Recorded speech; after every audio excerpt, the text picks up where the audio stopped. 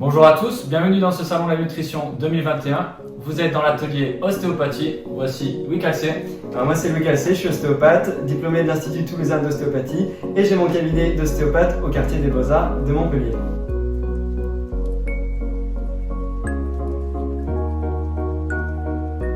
Alors il y a une question qui revient souvent, c'est la posture, le fait de se tenir droit ou non, le fait de pouvoir s'avachir ou non. En fait, la réponse à tout ça, c'est qu'il n'y a pas forcément de bonne ou de mauvaise posture. La mauvaise posture, ça va être la posture qui va être maintenue dans le temps et qui va créer des zones de surtension où le corps en fait il va perdre de l'énergie parce qu'il va avoir des tensions trop importantes sur des zones du corps qui ne vont pas être forcément équilibrées. Du coup, face à cela, en fait, il va être privilégié de changer de position jusqu'à ce que cette position devienne inconfortable et aussi prendre des temps de pause.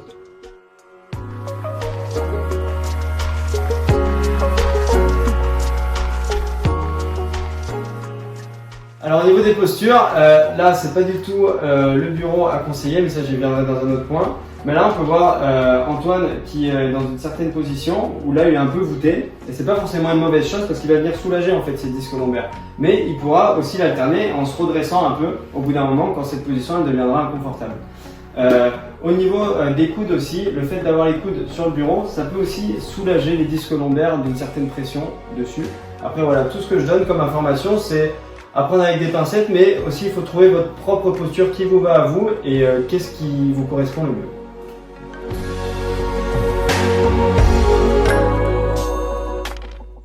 Alors il y a l'hydratation aussi qui est un élément qui est souvent sous-coté en entreprise parce que quand on est assis devant un bureau, c'est pas forcément évident de se dire qu'il faut boire, contrairement à quand on fait du sport. Du coup, il va falloir s'hydrater régulièrement et je donne un conseil à tous mes patients, c'est d'avoir une petite bouteille d'eau que vous allez boire et re-remplir le long de la journée pour justement vous apporter régulièrement en eau. Et quand je parle d'eau, je ne parle pas de thé, de café ou de tisane, je parle bel et bien de l'eau. Et il y a aussi l'eau qui va être présente dans notre alimentation, du coup les fruits et légumes principalement, mais aussi des aliments qui vont être à exclure comme l'alimentation pro-inflammatoire, comme les sucreries, les viandes trop cuites ou les aliments qui sont trop cuits par exemple. Le fait d'être déshydraté, ça pourra vous entraîner aussi des douleurs tendineuses, des inflammations au niveau des tendons, du stress musculaire, voire des céphalées. C'est pour ça qu'il est important de s'hydrater régulièrement au travail.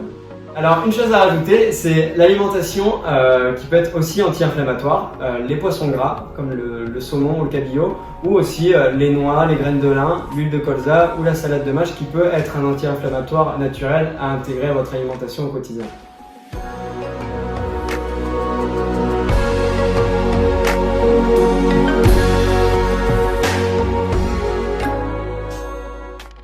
Alors il y a la respiration qui est vraiment notre meilleur allié dans la vie pro aussi bien que dans la vie perso. Du coup, on a ce muscle, le diaphragme, qui permet de respirer. Allez, tu peux respirer, Antoine. Et souffler. Du coup, ça c'est un exercice que je demande à faire à tous mes patients et je viens de le travailler plus en profondeur. Il y a beaucoup de manières de respirer. Moi, je vais m'intéresser à la respiration dite ventrale, avec le bas du ventre. Allez, vas-y, tu vas inspirer. Et souffler avec la bouche. Toujours on inspire avec le nez et on souffle avec la bouche. La respiration ventrale, elle va avoir un impact positif sur le brassage des organes et du coup une meilleure digestion et un meilleur retour vasculaire. Et il y aura la respiration thoracique haute qui, elle, va venir. Allez, tu souffles profondément et tu vas inspirer profondément. Qui, elle, quand elle va être faite, va justement détendre les tensions interscapulaires entre les omoplates qui peuvent s'accumuler quand on travaille trop longtemps devant l'écran. Alors moi ce que je demande à faire à mes patients aussi, c'est avant le coucher de venir justement stimuler ce muscle parce que c'est un muscle qui fonctionne de manière autonome. Moi je trouve que c'est un muscle qui est empathique. Je vais vous expliquer pourquoi. C'est que c'est un muscle qui s'adapte à toutes les situations. Quand vous allez être concentré devant votre bureau, vous allez travailler de manière intense devant votre écran, vous allez avoir tendance à faire de l'apnée. Alors que quand vous allez faire du sport ou rire avec vos amis, il va fonctionner d'une manière différente où là il va mieux s'exprimer. C'est pour ça que le soir, je demande à mes patients de venir stimuler de manière consciente le muscle du diaphragme en inspirant profondément avec le nez, vas-y. et en soufflant avec la bouche. Et associé à cela aussi, une visualisation du corps. Alors dans sa tête, Antoine, il va s'imaginer dans ses chevilles et il va faire l'état des lieux de ses articulations. Et à chaque cycle respiratoire, il va remonter d'une articulation. Du coup, c'est entre 10 et 15 cycles respiratoires qu'il va faire ça.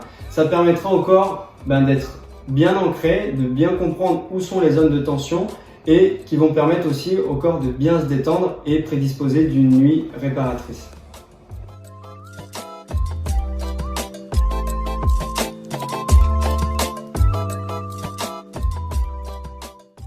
Du coup, le diaphragme, c'est un muscle un petit peu spécial. J'essaie de le faire visualiser à mes patients comme si c'était un parapluie, du coup, qui vient se déployer sous les côtes. Allez, vas-y, tu peux inspirer.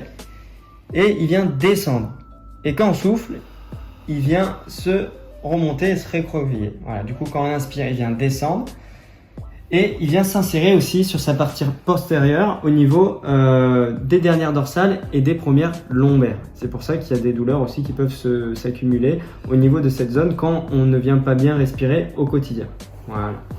Alors l'ergonomie au bureau, il faut déjà oublier tous ces produits miracles qui sont vendus à tort avec des stratégies marketing qui sont très précises mais qui sont totalement biaisées et faussées sur des t-shirts qui peuvent redresser la posture, ce genre de choses. C'est un peu des bêtises pour rester poli.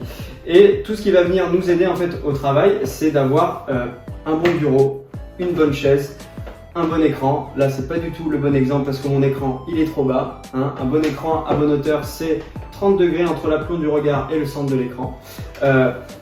Et le fait d'avoir justement ce bon équipement, ça va vous permettre d'enchaîner les heures de travail sans vous fatiguer, ou du moins en vous fatiguant le moins rapidement possible. Et comme un tennisman, avoir une bonne raquette, ça permet de mieux jouer, mais ça ne fait pas tout. Il faut avoir une hygiène alimentaire correcte, aussi une hygiène sportive qui va vous renforcer musculairement et qui va vous permettre de travailler plus longtemps devant l'écran.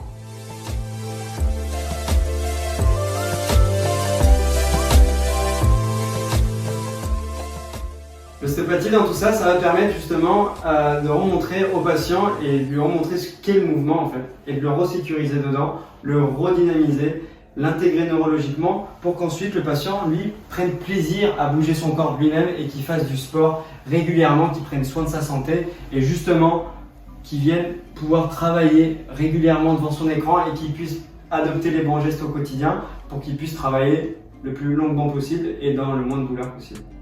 Donc notre séance ostéopathie s'achève. Le Salon de la Nutrition vous remercie pour votre attention. On va remercier aussi Louis Calcé. Merci à vous tous. Si vous avez la moindre question, je reste disponible par mail ou sur Instagram et n'hésitez pas d'aller consulter votre ostéopathe.